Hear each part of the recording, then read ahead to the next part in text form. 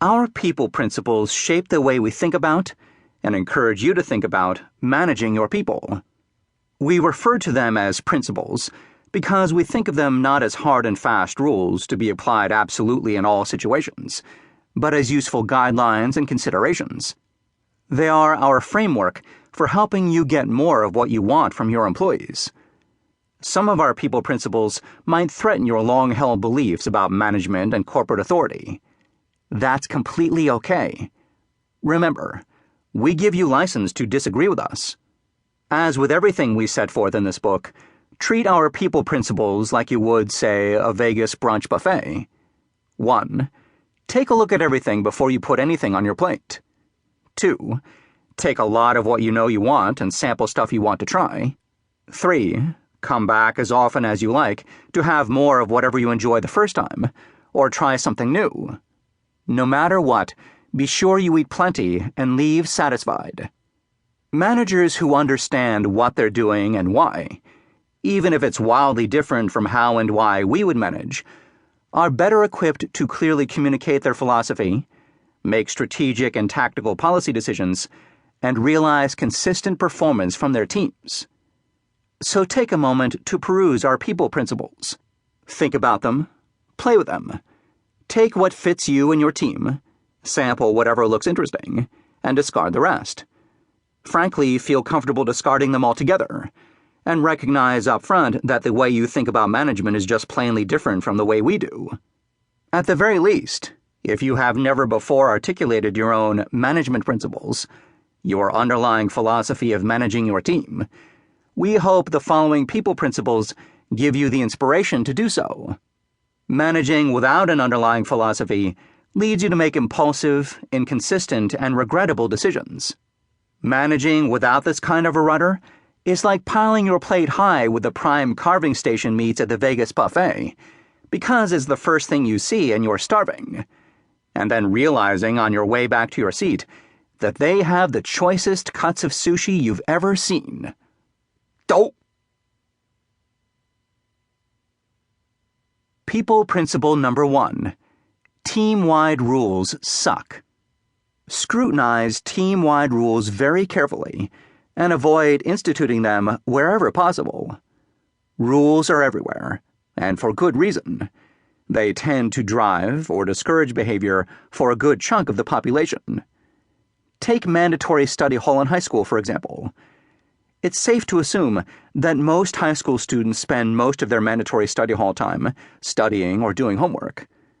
So mandatory study hall drives most students to participate in the desirable behavior of studying. But mandatory study hall does not drive desired behavior in all high schoolers. What about the kids who skip study hall? Or those who use the time to secretly text friends? Or those who do complete their homework in study hall, but do so at the expense of doing it at home, where they do their best work? Or those who would make better use of that time by taking more challenging classes and stretching their intellectual limits?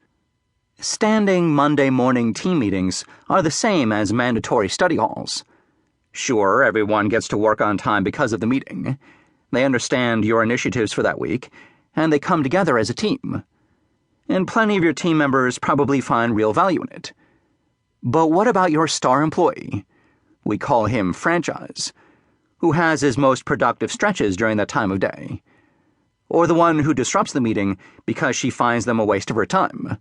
Or the one who is too intimidated to ask you questions in the larger group, but might in a smaller group of equally uncertain peers. Note, we're not saying not to hold regular team meetings and require attendance. We are saying understand the unintended consequences of doing so, and be aware of the value of that meeting for each person. Weigh those factors against your perceived value of the meeting for all, and then decide whether you're going to insist on attendance. Let's say you managed a team of sales reps, and you instituted a rule that required all reps to bring proposals to you for your approval before sending them on to prospects.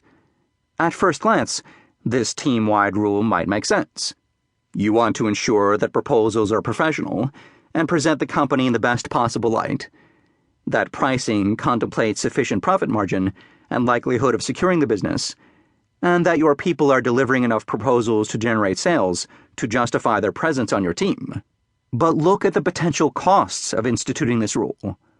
1. Delays in getting the proposals out because they're backed up on your desk might cost you sales. 2. Your best reps might become frustrated by this time-wasting micromanagement requirement of yours and seek to leave their jobs.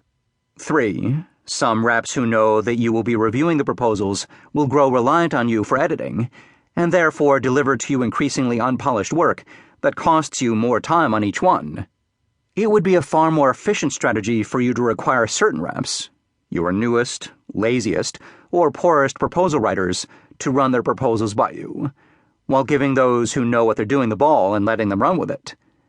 As your newbies, lazies, and poor proposal writers demonstrate competence, you can loosen the reins on them as well. Rules almost never shape behavior for an entire population. High schools, like governments and HR departments, benefit from wide-reaching rules because they do shape behavior for the masses. The rules make organizations and people operate efficiently.